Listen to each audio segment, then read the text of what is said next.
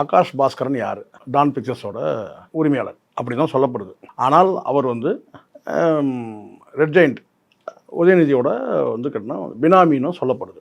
இது வரைக்கும் அதை யாரும் டிக்ளேர் பண்ணவில்லை. அப்போ திடீர்னு டான் பிக்சர்ஸ்னு சொல்லிட்டு வந்து பெரிய பெரிய ஸ்டார்களோட வந்து அவங்க இணைஞ்சி வந்து படம் தயாரிக்கிறாங்க போது, அப்போ இந்த டான் பிக்சர்ஸ் யாருன்னா இந்த ஆகாஷ் பாஸ்கரன் இன்னும் சின்ன வயசு தான் இருக்குது. இப்போ தான் சமீபத்தில் கல்யாணம் கூட முடியுது, பிரம்மாண்டமாக நடந்துச்சு கல்யாணம். ஸோ அப்போ யாருன்னா இது வந்து ரெட் ஜெயண்டோட அல்லது ஒரு கிளை நிறுவனம் போல அப்படின்னு சொல்லலாம். அப்படின்னு சொல்லி சினிமா வட்டாரத்தில் தான் வந்து பரவலாக சொல்லப்படுறாங்க. ஒரு பெரிய நிறுவனமாக பார்க்க டான் பிக்சர்ஸ்னால் ஒரு பெரிய நிறுவனமாக இன்றைக்கி வந்து ஒரு இணையாக சன் பிக்சர்ஸ் இணையாக ரெட் ஜெயண்ட்டுக்கு இணையாக பார்க்கப்படுது. அப்போ அதில் வந்து இந்த மாதிரி ஒரு ரெய்டு நடக்குதுன்னா இது ஒரு நீண்ட காலமாக ஒரு சினிமா வட்டாரத்திலே இப்படி ஒரு பேச்சு இருந்துச்சு.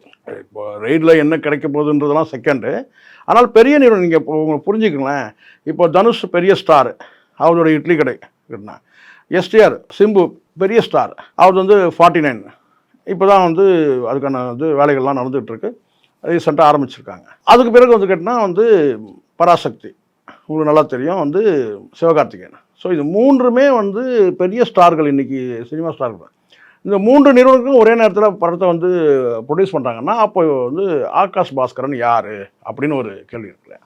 ஸோ அதனால் அதனுடைய அடிப்படையில் இது பிஹைண்ட் வந்து யார் அப்படின்றத பார்க்குறாங்க. இல்லை யாருக்கு பின்னாடி இவர் இருக்கிறாரு அப்படின்னு பார்த்து தான் இந்த ரெய்டு வந்து அரசியல் உள்நோக்கம் கருதி தான் இந்த ரெய்டே நடக்குது